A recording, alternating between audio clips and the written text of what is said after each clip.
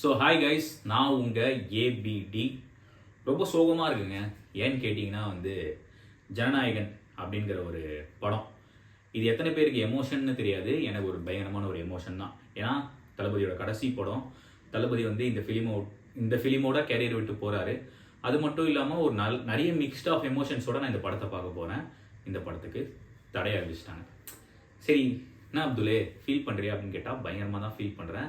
ஏன்னா நான் மட்டும் இல்லை, என்கிட்ட டிக்கெட் சொன்ன நிறைய பேராக இருக்கட்டும், எல்லாருமே டிக்கெட்னு கேட்கும்போது ஒரு சைடில் வாங்கி கொடுக்க முடியாத ஒரு ஃபீலிங் இருந்தாலும், என் தலைவனோட ஃபர்ஸ்ட் ஷோ டிக்கெட்டை என் கையிலேயே வாங்க முடியலங்கிற ஒரு வருத்தம் இருக்குல்ல, அது நான் வேர்ட்ஸில் சொன்னால் புரியுமான்னு தெரில. பட் அது ரொம்ப கஷ்டமாக இருக்குது. போன வருஷம் கோட் அப்போது ஊரே டிக்கெட் தேடி அலைஞ்சிட்டு இருந்தது. அப்போ நான் ஒருத்தன் மட்டும்தான் படத்துக்கு ஒரு 3 நாள் முன்னாடியே பயங்கரமாக அப்படி டிக்கெட் வச்சு சுற்றிட்டு இருந்தேன். பட் இப்போது என் கையில் டிக்கெட்டும் இல்லை, தேட்டர்கிட்ட சென்சாரும் இல்லை. ரொம்ப கஷ்டமாக தான் இருக்குது. ஸோ இது என்ன பிரச்சனை அப்படின்னு சொல்லிட்டு கிளியராக கேட்டிங்கன்னா நான் சொல்கிறேன். Welcome to content pista.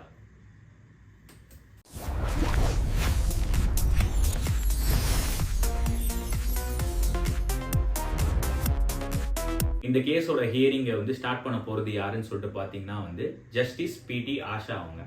So அவங்களோட தலைமையில் இந்த கேஸ் நடக்குது. டிஃபெண்டிங் லாயர் யார் அப்படின்னு சொல்லிட்டு எனக்கு தெரில, அவங்களோட நேம் தெரில. But he is an additional solicitor general. So அவங்க தான் வாதாடுறாங்க. நம்ம சைடில் இருந்து யார் வாதாடுறாங்கன்னு பார்த்தீங்கன்னா சதீஷ் பராசரன். ஸோ அவங்க தான் வாதாடுறாங்க. ஃபர்ஸ்ட் ஜஸ்டிஸ் பிடி ஆஷா ஹியரிங்கை ஸ்டார்ட் பண்ணவொடனே ஏஎஸ்டி அடிஷ்னல் சாலிசிட்டர் ஜெனரல் அவங்க தான் ஸ்டார்ட் பண்ணுறாங்க. ஸோ அவங்க என்ன சொல்கிறாங்க அப்படின்னு சொல்லிட்டு பார்த்தீங்கன்னா என் கமிட்டியில் பார்த்தவங்க ஒருத்தங்க தான் ஃபைல் பண்ணாங்க. என்னன்னா படத்தில் நாங்கள் இன்னும் சரியாக சொல்லலை, நாங்கள் சொல்ல நினச்சது சரியாக சொல்லலை அப்படின்னு சொல்லிட்டு, அது யாருன்னு சொல்லிட்டு கேட்டால் சொல்ல மாட்டுறாங்க. ஸோ என்ன சொல்கிறாங்கன்னா, இந்த மாதிரி படத்தில் இந்த ஆர்மியோட லோகோஸ்லாம் கொஞ்சம் மிஸ்மேட்சிங்காக இருக்குது, அதெல்லாம் மாற்றணும் அப்படின்னு சொல்லிட்டு சொல்கிறாங்க. அண்ட் நிறைய விஷயத்த சொல்கிறாங்க. என்னன்னா இதெல்லாம் சில ரெஃபரன்ஸை குறிக்கிற மாதிரி இருக்குது. இதெல்லாம் யார் சொன்னான்னு கேட்டாங்கன்னா இவங்க சொன்னாங்கன்னா யார் சொன்னாங்கன்னு கேட்டால் சொல்ல மாட்டாங்க.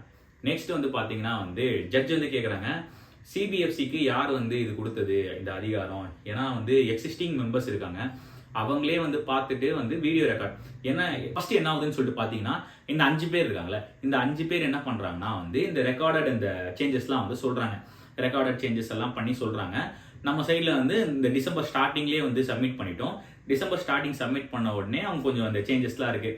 லைக் இந்த ஜென்ரல் சேஞ்சஸ் தான் இந்த பேட் வேர்ட்ஸ் பேசுறதா இருக்கட்டும், அதுக்கப்புறம் இந்த சில குறிப்பிட்ட வேர்ட்ஸ் இவங்களோட பேர்லாம் நீக்குங்க அப்படின்னு சொல்றதா இருக்கட்டும், அதெல்லாம் சேஞ்சஸ் பண்ணி சப்மிட் பண்ணிட்டாங்க. 16ஆம் தேதி சப்மிட் பண்ணிருக்காங்க. அதை அவங்க பார்த்துட்டு இந்த 20, 25 இது அப்படியே நாள் கணக்கில் போய் 5ஆம் தேதி சர்டிஃபிகேட் அப்படின்னு சொல்லியிருக்காங்க. சர்டிஃபிகேட் இன்னும் வரலங்கிற போது நம்ம ஆளுங்க ட்ரிகர் ஆகி கோர்ட்டுக்கு போயிருக்காங்க. இந்த 5 பேர் இருக்காங்களே, இந்த 5 பேர்ல ஒருத்தர் தான் இந்த சேஞ்சஸ்லாம் சொல்றாங்க. இப்போ இதுதான் மாத்தணும்னு சொல்றாங்க. யாருன்னு சொன்னா பேர் சொல்ல விரும்பல அப்படின்னு சொல்றாங்க.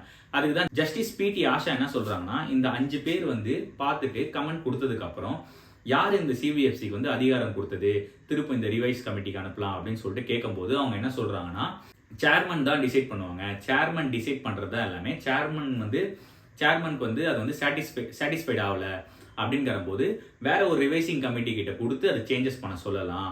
அண்ட் எங்களுக்கு இது சரி பார்க்க 4 வீக்ஸ் ஆகும், அட்லீஸ்ட் மினிமம் ஒரு 20 days ஆகும் அப்படின்னு சொல்லிட்டு ஒரு பெரிய ஹார்ட் த்ரெட்டனிங் ஷாக் கொடுக்குறாங்க.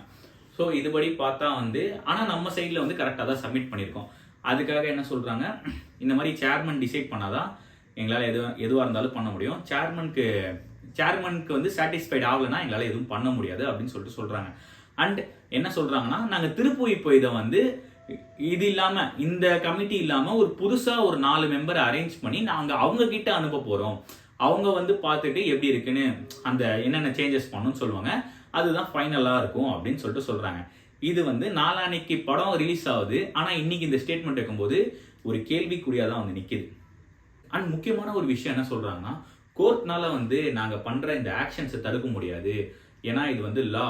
அண்ட் நீங்கள் வேணா எங்களுக்கு அந்த டைம் ஃப்ரேம்குள்ளே நீங்கள் அந்த சர்டிஃபிகேட்டை கொடுங்கன்னு வேணா உங்களால் சொல்ல முடியும் அப்படின்னு சொல்லிட்டு ஏஎஸ்ஜி சொல்கிறார். இதுக்கு நம்ம சதீஷ் பராசரன் ஃபர்ஸ்ட் கவுண்டரே என்ன வைக்கிறாரு சொல்லிட்டு பார்த்தீங்கன்னா அது சேர்மன்ல சிஇஓ தான் ரீஜனல் ஆஃபீஸருக்கு லெட்டர் அமைச்சிருக்காரு அப்படின்னு சொல்லிட்டு சொல்றாங்க. So Satish Parasaran first counter என்ன வைக்கிறாருன்னா, 5 பேருமே படத்தை பார்த்துருக்காங்க.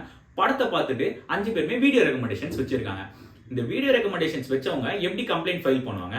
அண்ட் வந்து ஒரு ப்ரொடக்ஷன் ஹவுஸே வந்து பாத்தீங்கன்னா வந்து டார்க் சைட்ல தான் இருந்திருக்கு. அந்த படத்தை பார்த்த 5 பேர்ல ஒருத்தங்க தான் கம்ப்ளைண்ட் பண்ணாங்கங்கிறதே வந்து ப்ரொடக்ஷன் ஹவுஸ்க்கு தெரியாது.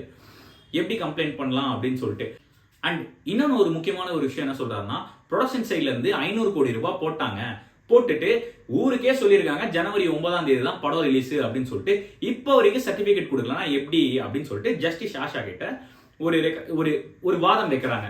சதீஷ் பராசரன் என்ன கேட்கிறாருன்னா, இந்த மெஜாரிட்டி மைனாரிட்டி அப்படிங்கறத வந்து எதை வச்சு பிரிச்சு இவங்க வந்து அந்த ரெக்கமெண்டேஷன்ஸ் கொடுக்குறாங்க அப்படின்னு சொல்லிட்டு கேக்குறாங்க.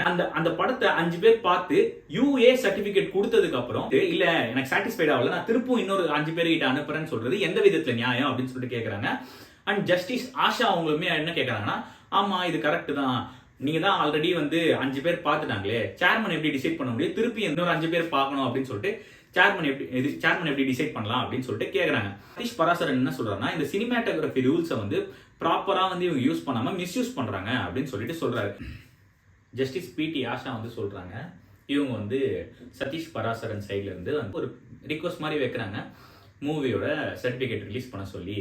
நீங்க ரிலீஸ் பண்ணிட்டீங்கன்னா அவங்களால Jan 9th வந்து ரிலீஸ் பண்ண முடியும் மூவி அப்படின்னு சொன்ன உடனே அவங்க என்ன சொல்றாங்க, இது எங்களோட வேலை கிடையாது, எங்க கிட்ட சேர்மன் தான் வந்து சொல்லணும், சேர்மன் சிஇஓ அவங்க எல்லாம் சொன்னதுக்கு அப்புறம் தான் எங்களால ரிலீஸ் பண்ண முடியும் அப்படின்னு சொன்ன உடனே அதுக்கு வந்து ஜஸ்டிஸ் பிடி ஆஷா அவங்க கேட்கறாங்க, எப்படி வந்து ஆல்ரெடி பார்த்து எக்ஸாமின்லாம் பண்ணதுக்கு அப்புறம் வந்து சேர்மன் வந்து டிசைட் பண்ண முடியும், ஆல்ரெடி UA-16 கொடுத்த வாய் வார்த்தையா சொன்ன படத்துக்கு எப்படி வந்து கொடுக்க முடியும், திருப்பும் ரீவிசிட்டிங் கமிட்டி வைக்க முடியும், ஸோ அப்படின்னு சொன்ன உடனே ஹவு கேன் அப்படின்னு சொல்லிட்டு கேட்டோடனே நாங்கள் வந்து ஜென்ரல் ஆஃபீஸர் ஒருத்தரை வந்து நாங்கள் கூட்டிகிட்டு வரோம் அப்படின்னு சொல்லிட்டு டைம் கேட்டிருக்காங்க. ஸோ இவங்க ஜஸ்டிஸ் ஆஷா என்ன சொல்கிறாங்க, என்னால் இப்போதைக்கு எதுவும் சொல்ல முடியாது அப்படின்னு சொல்லிட்டு அங்கேருந்து கோர்ட் டிஸ்மிஸ்ட் அப்படின்னு சொல்லிட்டு போயிடுறாங்க. இதோட தீர்ப்பு நாளைக்கு வருமானு கேட்டிங்கன்னா தெரில, ஜனவரி 9ஆம் தேதி மார்னிங் கூட வரலாம் அப்படின்னு சொல்லிட்டு சொல்கிறாங்க. எனக்கு என்ன பர்சனலாக ஃபீல் ஆகுதுன்னா, ஜனவரி 9ஆம் தேதி காலையில் 9 மணி தான் நம்ம படத்தோட ஃபர்ஸ்ட் ஷோ. அந்த ஃபர்ஸ்ட் ஷோவே என்னால் பார்க்க முடியாதுங்கிற போது ரொம்ப ரொம்ப கஷ்டமாக இருக்குது. டு பி ஹானஸ்ட் எனக்கு ரொம்ப கஷ்டமாக இருக்குது. எனக்கு என்னன்னா, Bhagavanth Kesari, to be honest இது பகவந்த் கேசரியோட ஒன் ஆஃப் தி ரீமேக் தான். ஓகே, நேஷனல் அவார்டு வாங்கின ஒரு படம் அதோட காப்பி தான் இங்கே எடுக்கிறாங்க. ஸோ அது எப்படி தப்பாக இருக்கும்? டு பி ஹானஸ்ட் சரிப்பா ரீமேக் இல்லை, அப்படி என்ன எடுத்திருப்பாங்க இவங்க? டு பி ஹானஸ்ட் ட்ரெய்லரில் பார்க்கும்போதுமே நம்மளுக்கு அவ்வளோ ஒன்றும் பெருசாக வந்து இவங்க வந்து பயங்கரமாக அதிபயங்கரமாக எடுத்துகிட்டு போகிற மாதிரிலாம் தெரில. மேபி படத்தை படமாக பார்க்குறத விட்டுட்டு இவங்க ஏன் இதெல்லாம் இவ்வளோ சுற்றி வளைக்கிறாங்க? நான் வயலன்ஸ் இருக்கா, நீ யூஏ கொடுக்கலையா, கொடுத்துட்டு போ, எதுவாக வேணா கொடுத்துட்டு போ, பட் ஏன் சர்டிஃபிகேட் கொடுக்கலங்கிறது ஒன்று இருக்குல்ல, அது இருக்கு. எண்ட் ஆஃப் த பாயிண்ட், படத்தை விட்டு நான் போகிறேன் அப்படின்னு சொல்லும்போது அவருக்கு ஒரு நிம்மதியான ஒரு சென்ட் ஆஃப் கூட கொடுக்க முடியலன்னா எப்படியாப்பட்ட மனுஷங்க நம்மலாம் அப்படிங்கிறது நம்மளுக்கு ஒரு ஃபீல் இருக்கும்ல. 33 வருஷம் என்னை என்டர்டெயின் பண்ணாரு. நான் சோகத்தில் இருக்கும்போதும் வந்து எனக்கு வந்து ஒரு எப்படி சொல்றது, நான் பயங்கரமான ஒரு சோகத்தில் இருந்தேன்னா தளபதி பாட்டு போட்டோமா, ஒரு ஸ்பீச் கேட்டோமா அப்படிங்கிற போது ஒரு மோட்டிவேஷனாக இருக்கும். அதெல்லாம் விட்டுட்டு போகிற மனுஷன் எவ்வளோதான் அடிப்பீங்க? தலைவா கட்சிங்க, மெர்சல் கட்சிங்க, கத்தி கட்சிங்க, இப்படி அடிச்சுனே இருப்பீங்க அவரை போட்டு. ஆனாலும் அந்த மனுஷன் கெத்தான் வந்து நின்றா இருக்காரு, இப்போவும் நின்று தான் இருப்பார். இந்த இஷ்யூ இருக்குல்ல, இந்த சர்டிஃபிகேட் கொடுக்காம படம் 9ஆம் தேதி ரிலீஸ்னு தெரியும், இதெல்லாம் 1ஆம் தேதி சொல்லியிருந்தாலே எல்லாருமே கரெக்ட் பண்ணியிருப்பாங்க. சரி 1ஆம் தேதி லீவுப்பா, 2ஆம் தேதி 3ஆம் தேதி இதெல்லாம் வந்து ஒரு சக மனுஷனுக்கு நியாயமாக நடந்துக்கணும். அவ்வளோதான். இல்லை, இது லாஸ்ட் படத்தையும் வந்து என்னால் ஃபர்ஸ்ட் ஷோ பார்க்க முடியாதா அப்படின்னு நினைக்கும் போது ரொம்ப கஷ்டமாக இருக்குது. நானும் ஜனவரி 9 நாளைக்கு தீர்ப்பு வரலாம், அப்படி ஜனவரி 9ஆம் தேதி காலையில் தீர்ப்பு வரலாம். வந்து நான் என் தலைவன் படத்தை பார்க்குற நீ தான்.